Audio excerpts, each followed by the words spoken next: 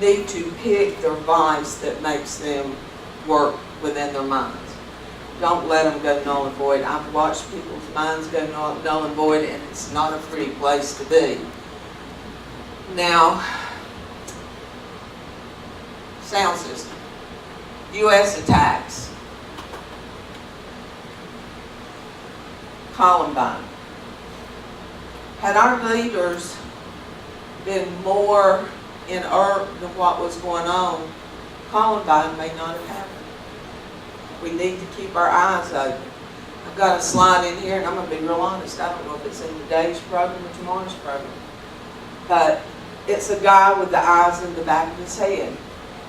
You're going to be a leader, and you're going to be a trainer. You're going to need to do like Zig said, you're going to need to look 360. You're going to need to see what's going on in the world. That's what I like about this man. He can see. He can take a piece of your life and wrap it around and make you important and make you see it. And he can make you see it within his words. And that's what a leader needs to do. I can stand here with this piece of paper and I can show this to Bill all day. And unless I can explain to Bill what is on this paper, unless I can be open to him, have my eyes open, he'll never learn. It's just a piece of paper. And that's where we're going to miss it if we don't work with the millennial people. That's what they do. They look at phones. They need to be shown things. We learn from reading. Jerry learns from reading. Jerry's not a TV person at all. He learns from reading. He learns from the computer. The millennial generation want to do something. If you have a millennial in your business, give him your social marketing. They're great at it. They need to feel a self-worth. Another one of these things. Everybody needs self-worth. You've got to find out what each person's good at. And I think that's where we make a mistake. I think we hire this man because we need a man to wash windows, so we hire this man. He was not a good window washer. He may be your next leader. Open your eyes. Look around. Millennials feel that most businesses have no ambition beyond their profit.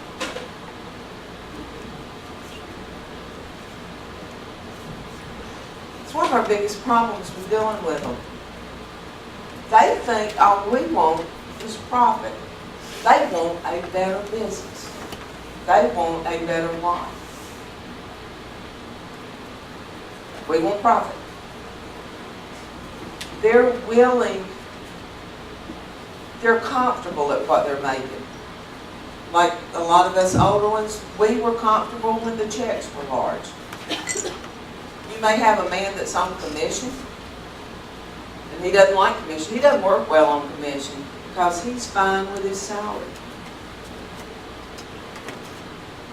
When they're fine with their salary, doesn't matter what your commission's going to be.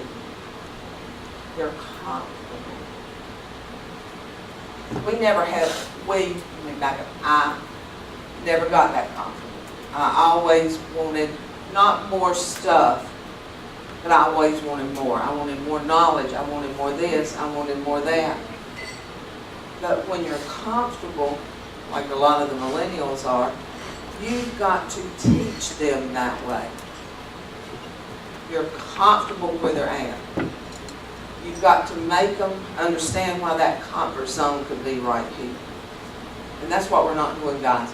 We're just yanking them out of the job force and throwing them in. Now, I will tell you, and again, this may be on in the slides, there are a lot of stuff on the internet where 13% of millennials will take their parent to the job interview.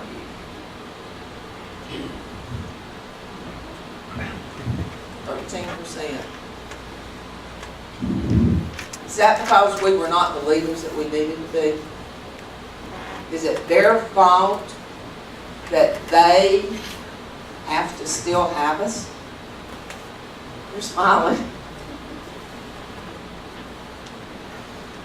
We raised those kids. It wasn't their fault. We put them in the world. We put this generation in the world. They put your generation into the world. Now we have got to lead you in a manner that works within your group. I'm not the best at it. I fight it every day. I have millennials working for me. And yes, thank God I'm a touchy-feely person. Unlike Jerry, I have no problem putting my hand on your shoulder. And that makes my guys more comfortable. It's all how you deal with the person. I don't know if I could be in your profession, in the nursing profession, and they had put me into a can't touch zone, because I don't know if I could have done it. I feel that the human touch is the best leadership tool that you have. If you can't, I can put my hand on your shoulder and you and I will have a different rapport at that point. Yours, I can shake your hand. I think that's where leadership's going to, guys. That doesn't mean you have to touch them, but you've got to touch them here. You've got to see what they see. As Zig would say, you have got to become part of that person. You have got to understand what that person says. You have got to listen to that person. Number one problem, we don't listen. There's two kinds of leaders in the world. Those that don't listen at all and rule with an iron hand, and those that listen and rule with an open heart. Zig was a ruler of an open heart. I think John Maxwell, he's an open heart ruler. Gittimer's more closed back. Definitely down. Guy on there a while ago, there is no warm heart whatsoever. The man is a lover of men and a liker of none. If he never had to talk, he'll tell you right up front, he never had to talk to another human being face to face, he'd be fine. Zig, on the other hand, was like, yes sir, buddy, nice to meet you. Does it make one any worse than the other? You each have within you leadership capabilities. And when you look around in here and you look at this gentleman, it's just how you approach him and how you make him feel. As much as we always want to say it's all about me, there is nothing about you in this world. It's all about that person you're standing in front of. If you cannot be to him or to her the person that they need to see, you'll never be a leader. I'll never be a master speaker. One reason I'm too heartfelt. I see your eyes move. I want to move over to what she's thinking. But that's where people differ. We will all speak and talk and lead differently, but we will all lead. If you walk out of this auditorium today and cannot lead, you've wasted 2 days. We're going to take a break here. 10 minutes? 15 minutes. Let's go ahead and take 15 minutes. Give everybody a chance to stretch their legs and all that, okay?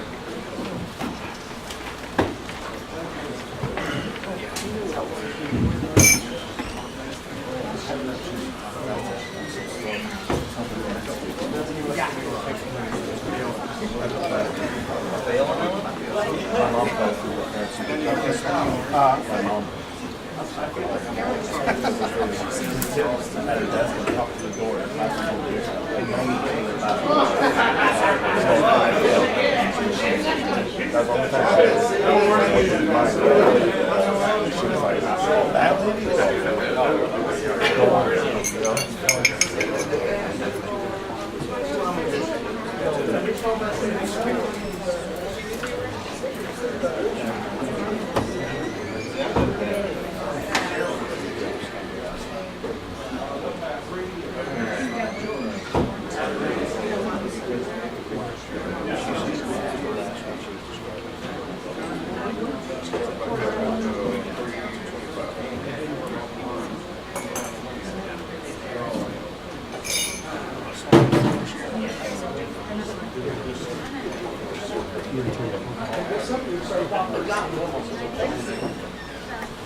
Maybe not wing it back. So your mom will catch a feeling right here. She put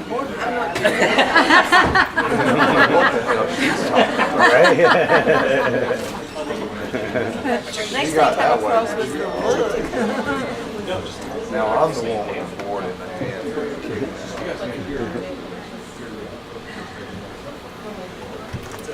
She was touchy-feely on the board.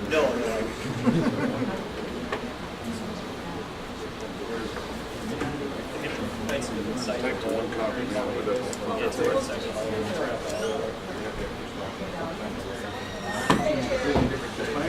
It's almost like they butterflied it. We're gonna be. It's definitely This was a restaurant here, but as far as that goes, up at the minimum, there's a Cuban restaurant, so there's a lot of good on these restaurants. I'll go to restaurant, that's too good out here, so before that goes forward. But I'm around you guys, so there's a six, got all kinds of chains up there. There's some good Italian near here, but there's, I'm not so many, you want North Carolina barbecue, or you want Texas barbecue?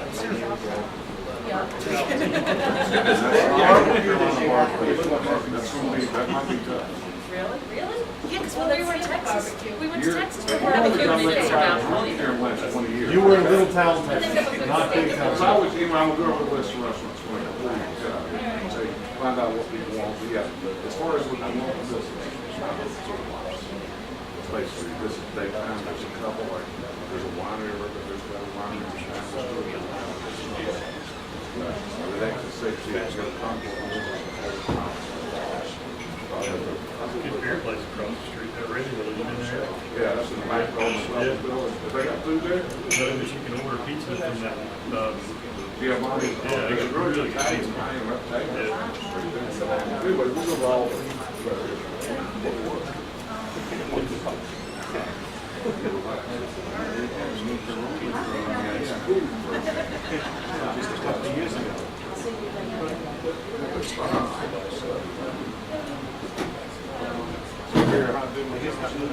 You're working on it. It's a work in progress. It's too big to feed up.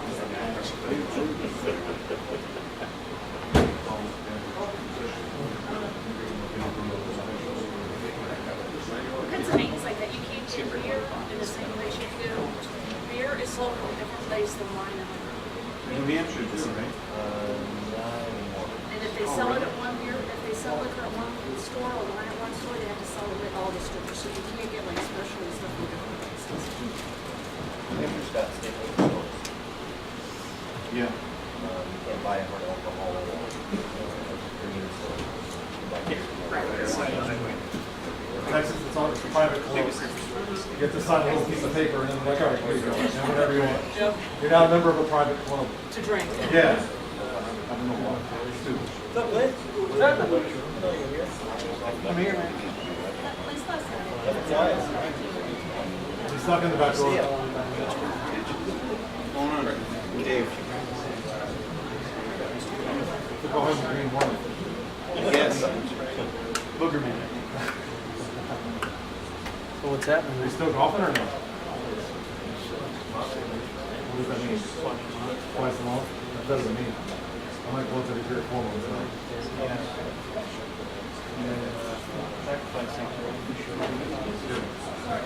Yeah, my kids have to get old enough to come with me. How old are they? 6, 4, and 2. Oh, wow. That's manageable. Yeah, all boys. Oh, wow. So not a whole lot of golfing. I need to come up there and golf. Actually, my 6-year-old went to golf camp and loved it. Yeah, he could already hit it like 120 yards at 6. I'd rather have 3 boys than 3 The girls. other day, Really? it's just, you know, golf doesn't get such a. I had one of each and the boys are like, in some ways, In some ways. like to shop for, less emotional, you know. My kids are good with hand-me-downs. Oh, I guess when you're 4 and 2, you don't really care. It's a new shirt. 'Cause there's no new, the oldest one gets to pick, everybody else gets what's left over. Yep. Unless you're at a certain size at the wrong time of year where the coats are too small or that happens. They grow so fast that in 6 months they can be a totally different size. Oh, yeah. So if the winter clothes are the wrong size for your older brother, then you get them full winter. Yeah, that's Are you good. having any falls? No. You're not gonna try for a girl? No, we'd have triple points. We're really good at guys. I told my wife if she really wants to go at that, we'll top. The only way to 100%. Yeah. No. Other than that, it's He's got a few of each. Oh.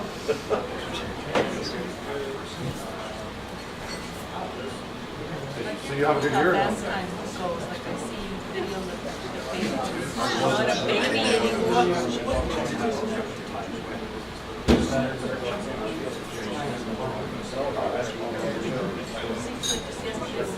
Seems like the last 3 or 4 years it's been as much as you can. You know, like, announced it. drinking out of a huge ass hose, fire hose.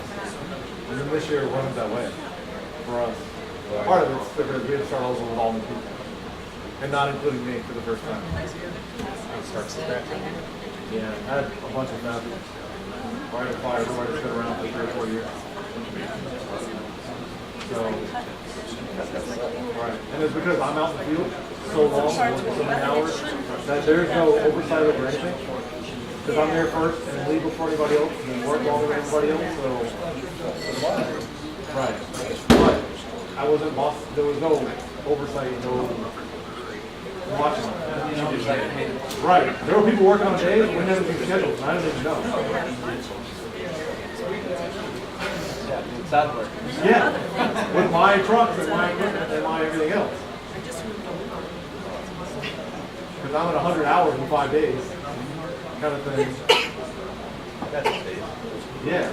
They have quite a But not with employees that you do. My boat.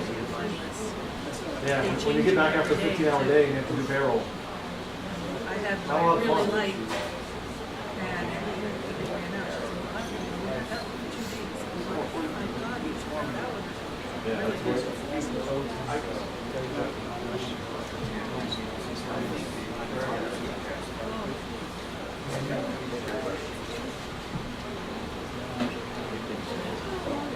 Trying to get the girls.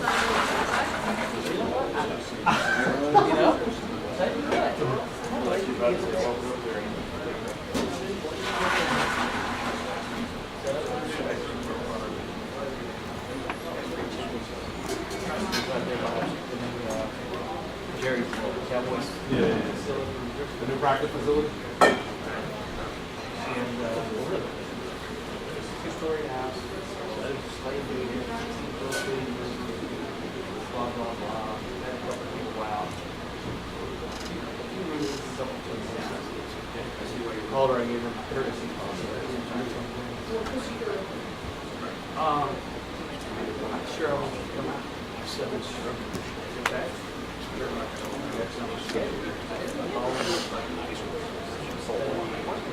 Yeah, well, how are you gonna be able to, how do you find one? I've had like 5 people in here, I'm gonna solve my problem. I'll be able to solve it. Well, I don't know, sorry about that. I don't wanna pay you somebody to come out here and clarify this. How do you make this work? What I'll do is I'll come out, I'll take pictures, show you what's going on. I'll get your inspection money for it. It's not, I'm not gonna come out there and charge you or whatever. Or, how do you take pictures? You got a drone? And I said, goes, there's no way you can take pictures of my chin. I was so, never mind. And she proceeded to like hang up on me. I said, well, I'll tell you what. I'm about 3-4 minutes from you now. We've done all this talking. I'm basically here. So I'll tell you what. I'll be at your house in about 3 minutes. If I can't take pictures of the top of your chin and figure out where your water leak's at, I will charge you. Now you're committed. How's that? You're committed now. Well, okay. And turned into a $15,000 job. So it worked out, but when she said drone, I kind of You're like, hey, I was like, that's good work. When someone else use a drone, yeah, take no, pictures. no, but she just keep looking. When I got there, she's like, What do you think about your nose? Stickers look pretty good. Scale of runs. How you doing back here in the corner? We didn't see you come in this morning. I know I was, well, I forgot about the parking situation. I got down here and I was like, Where do I shit, park? where are we supposed to park? 'Cause it's 2-hour parking out front, and then Did you figure it out? I did, well, yes, sort of. I went to the 3-hour lot, and then as I was walking out of the 3-hour lot, the 3-wheeled ticket machine was pulling in. I was like, oh, I guess they actually check on this. 'Cause I was Me like, too. He rides around here all the time. does he really? Because I was like, oh, they're probably not really that And then there's this Downtown little hamburger Concord, place North over here Carolina. called the Whataburger. Yeah. There's all this kind of boots on their tires because Yeah. they park there and they'll go to the courthouse. Really? Seeing here, I was thinking, I was like, oh, downtown Concord, North Carolina, like how strict is it? He likes his job. Yeah, I bet. It's a pretty nice 3-wheeled old car he's got there.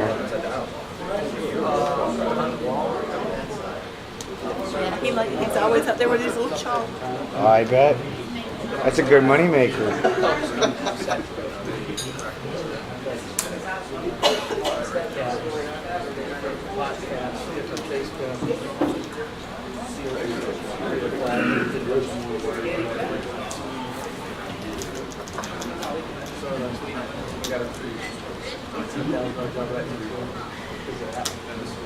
Her neighbor told me like 2 weeks after we finished that, he said, I got the same thing going on. Oh, out.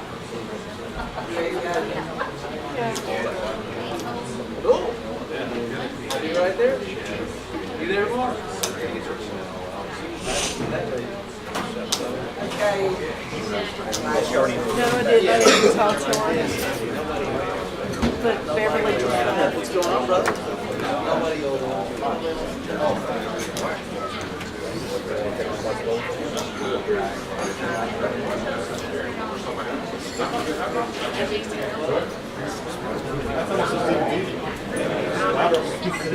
Walk up. Yeah, the problem is the house way.